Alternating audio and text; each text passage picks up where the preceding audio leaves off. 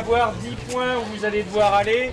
Passez bien à ces 10 points. Une fois que vous serez passé dans les 10 points, vous revenez ici, toutes les équipes, et à la fin, on fait un goûter. Je vous ai donné un plan de la ville aux endroits où vous serez, où vous irez. Vous pouvez aller demander aux commerçants. Allez, bon jeu à tous, et je vous laisse avec Laurie. Allez.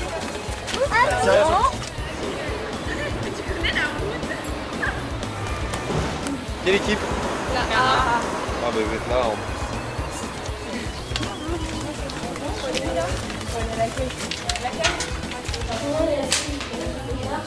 Et dans quel site là?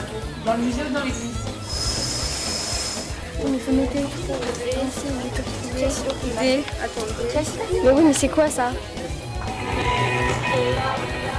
Chacun, une personne, une lettre. Ou alors, vous devez demander aux passants de l'aide. Ah d'accord, ça c'est un F. Ceux qui arrivent en troisième position ex aequo sont l'équipe D et l'équipe I. Les grands gagnants sont L'équipe E.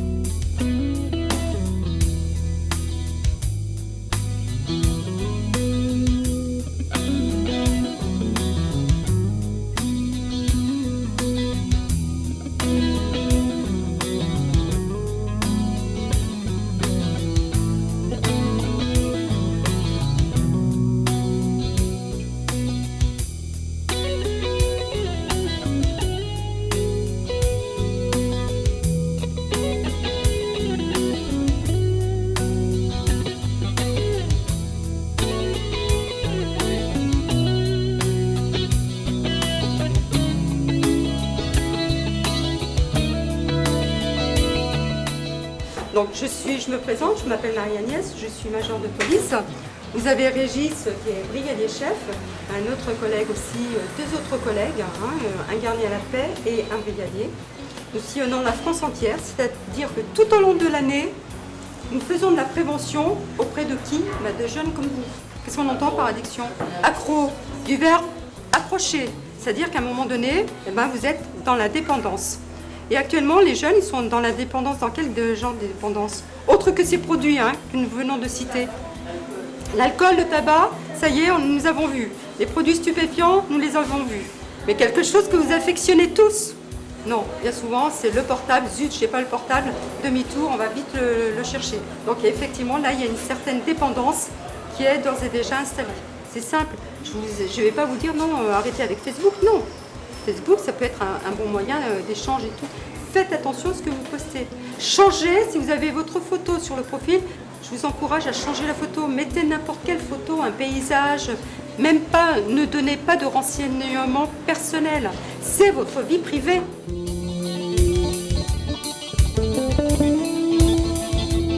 Mon Mon message pédagogique, c'est que c'est déjà avant tout les vacances des enfants, donc on est là pour les animer, c'est pour qu'ils puissent faire des activités. Des activités, c'est quand même important. On fait, je pense, travailler avec les enfants, c'est un des plus beaux métiers du monde, mais on doit le faire en toute sécurité. Ma présence au niveau du CLJ, je dirais qu'elle est multiple.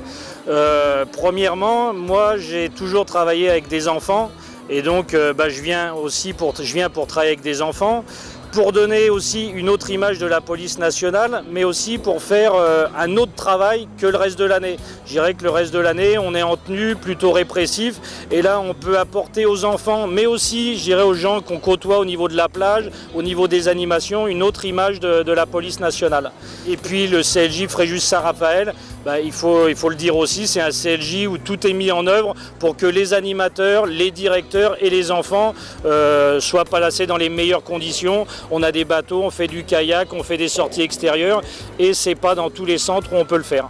Le but, c'est de les responsabiliser un maximum, qu'ils interviennent dans des conditions sécuritaires optimales, et afin d'en faire de meilleurs citoyens et développer leur sens civique.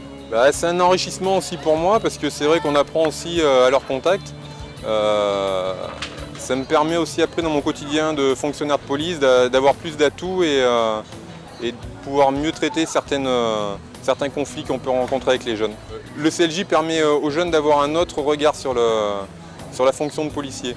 On n'est plus dans le répressif, on est plus dans le préventif, et c'est vrai que les jeunes nous voient d'une autre façon, et du coup peuvent être amenés à aller plus facilement vers les collègues en tenue et avoir moins d'a priori par rapport aux collègues.